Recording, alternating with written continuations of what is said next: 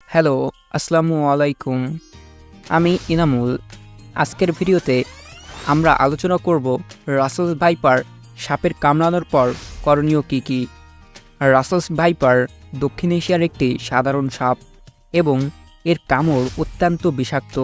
তাই আসুন জেনে নেই কী করা উচিত এবং কী করা উচিত নয় যদি কেউ রাসেলস ভাইপারের কামড়ে আক্রান্ত হয়। প্রথমে চলুন দেখি রাসেলস ভাইপার কামড়ের সাধারণ লক্ষণগুলো কী কী। কামড়ানোর পর দ্রুত যেসব লক্ষণ দেখা যায়: ১. প্রচণ্ড মাথা ব্যথা এবং ফোলা। ২. কামড়ানোর স্থানে রক্তপাত। ৩. বমি বমি ভাব ও বমি। ৪. শ্বাসকষ্ট। ৫. রক্তচাপ কমে যাওয়া। ৬. কোমা বা অজ্ঞান হয়ে যাওয়া। এখন আমরা জানব রাসেলস ভাইপার কামড়ালে কী করণীয়। ১. শান্ত থাকুন এবং কম নাড়াচাড়া করুন। উত্তেজিত বা ভীত হলে হৃৎপিণ্ড দ্রুত কাজ করা শুরু করে, যা বিষ শরীরে দ্রুত ছড়িয়ে পড়তে সহায়তা করে। তাই যতটা সম্ভব শান্ত এবং স্থির থাকুন। ২. ক্ষতস্থানকে হৃৎপিণ্ডের স্তরের নিচে রাখুন যাতে বিষ ধীরে ধীরে ছড়ায়। ৩. দ্রুত চিকিৎসা কেন্দ্রে যান। যত দ্রুত সম্ভব নিকটস্থ হাসপাতাল বা চিকিৎসা কেন্দ্রে যান। রাসেলস ভাইপারের কামড়ানোর জন্য অ্যান্টিভেনাম প্রয়োজন। ৪.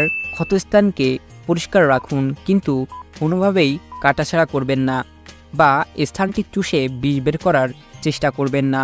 ৫. বন্ধন করবেন না। ক্ষতস্থানে কোনো ধরনের বন্ধন বা টুর্নিকেট লাগাবেন না।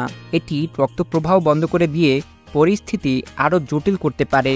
এখন জেনে নিই রাসেলস ভাইপার কামড়ালে কী করা উচিত নয়। ১. বিষ চুষে বের করার চেষ্টা করবেন না। এটি কোনোভাবেই সাহায্য করবে না, বরং আক্রান্ত ব্যক্তির ক্ষতি হতে পারে।